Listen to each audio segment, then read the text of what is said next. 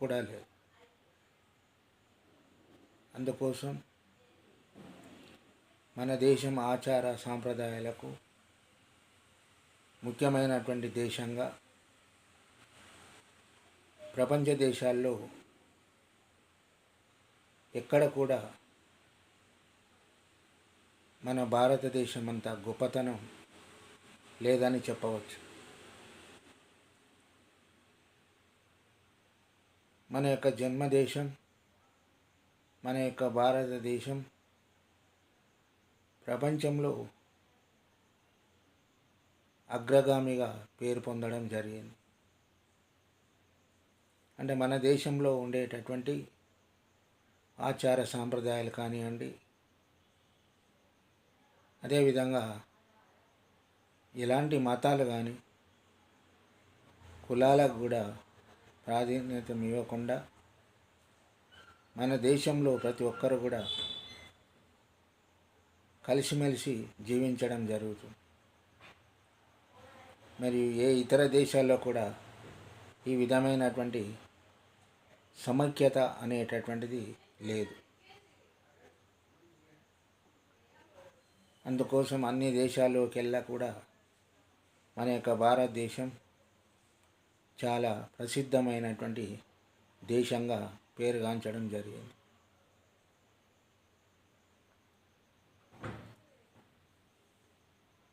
ఎక్కడ ఏ దేశాలు వెళ్ళినా కూడా మన యొక్క దేశంలో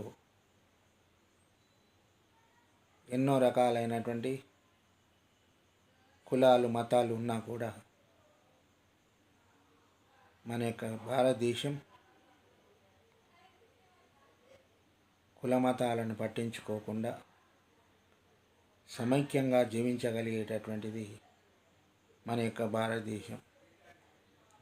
అలాంటి దేశంలో పుట్టడం మనం చేసుకున్నటువంటి పుణ్యఫలంగా భావించాలి.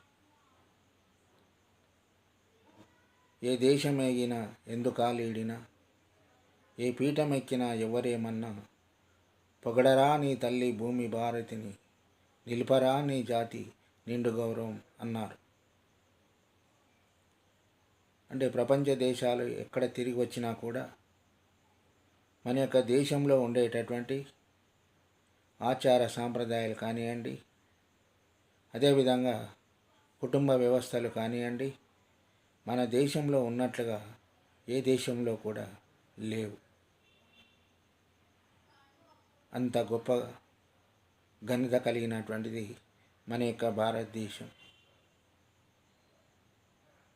మన భారతదేశం పుణ్యభూమి. రాముడు పరిపాలించినటువంటిది మన యొక్క భారతదేశం. అలాంటి దేశంలో మనం జన్మించడం అనేటటువంటిది ఒక గొప్ప వరంగా భావించాలి.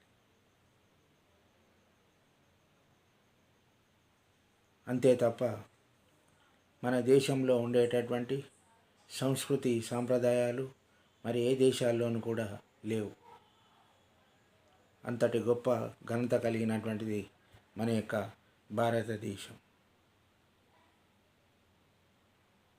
ఎన్నో ఆచార సాంప్రదాయాలు మన దేశంలోనూ తప్ప ఏ ఇతర దేశాల్లోనూ కూడా కనిపించవు. అంటే మన దేశాన్ని చూసి ఇతర దేశం వాళ్ళు నేర్చుకున్నారు. అంతే తప్ప వేరే దేశాలను చూసి మనం నేర్చుకున్నది ఏమీ లేదు. అంటే మన దేశం మనం ఎంత గొప్పగా ఉన్నామో మనకు తెలుస్తుంది. అంత గొప్ప ఘనత కలిగినటువంటిది మన యొక్క భారతదేశం.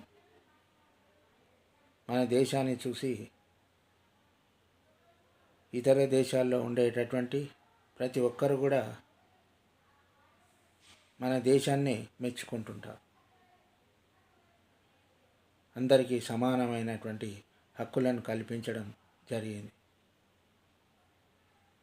అదేవిధంగా పురుషులతో పాటుగా స్త్రీలకు కూడా మంచి విద్యా అవకాశాలు కానివ్వండి, ఉద్యోగ అవకాశాలు కానివ్వండి, ప్రతి ఒక్కటి కూడా మన యొక్క భారతదేశంలోనే ఉన్నది. ఏ దేశాల్లో కూడా ఇంత స్వాతంత్ర్యం లేదు. అందుకే మన యొక్క భారతదేశం అన్ని రంగాల్లోనూ కూడా అభివృద్ధి చెందుతూ వస్తుంది. ఇతర దేశాల్లో అయితే మరియు ఏ రంగంలో అయినా అభివృద్ధి చెందొచ్చు, కానీ మన దేశంలో ఉండేటటువంటి ఆచార సాంప్రదాయాలు మాత్రం ఇతర దేశాల్లో ఎక్కడా లేవు. మన దేశంలో తల్లిదండ్రులను ఎంతో గౌరవిస్తాం, అన్నదమ్ములను ఒకరికొకరు ఎంతో ప్రేమతో ఆరాధించుకుంటాం. అదేవిధంగా భార్యాభర్తల సంబంధం. అదే ఇతర దేశాల్లో వెళ్ళినట్లయితే మరియు అప్పుడే పెళ్లి చేసుకొని అప్పుడే విడిపోయేటటువంటి పరిస్థితులు ఉన్నాయి. కానీ మన దేశంలో అలాంటి పరిస్థితులు లేవు. ఎంతో గొప్ప మన యొక్క భారతదేశం, ఎంతో పేరుగాంచినటువంటిది మన యొక్క భారతదేశం. అలాంటి దేశంలో మనం జన్మించడం అనేటటువంటిది గొప్ప. ఎన్నో పుణ్యం చేసుకుంటేనే మన యొక్క దేశంలోనూ పుట్టడం జరుగుతుంది. అదేవిధంగా మన యొక్క భారతదేశం బ్రిటిష్ వాళ్ళు పరిపాలించినటువంటి కాలంలో కూడా మరి బ్రిటిష్ వారు మన యొక్క దేశాన్ని చూసి ఎంతో గర్వపడ్డారు. అంటే ఇంత భారతదేశంలో ఇంత మంచి సాంప్రదాయాలు ఉన్నాయి అనేటటువంటిది. మరియు ఆనాటి బ్రిటిష్ వాళ్ళు కూడా మన యొక్క దేశాన్ని చూసి గర్వపడడం జరిగింది. బ్రిటిష్ వాళ్ళ చేతిలో నుంచి మన యొక్క భారతీయులు ఎంతో కష్టంతో, త్యాగంతో తమ యొక్క ప్రాణాలను త్యాగం చేసి మనకు స్వాతంత్రం తీసుకొని రావడం జరిగింది. అంటే మన దేశంలో ఎందరో త్యాగ పురుషులు ఉన్నారు. అంత గొప్పది మన భారతదేశం. ఎవరైనా కూడా మన దేశం మీదకి దండ ఎత్తి వచ్చారే కానీ మన యొక్క భారతదేశం వాళ్ళు ఏ దేశానికి దండెత్తి వెళ్ళలేదు.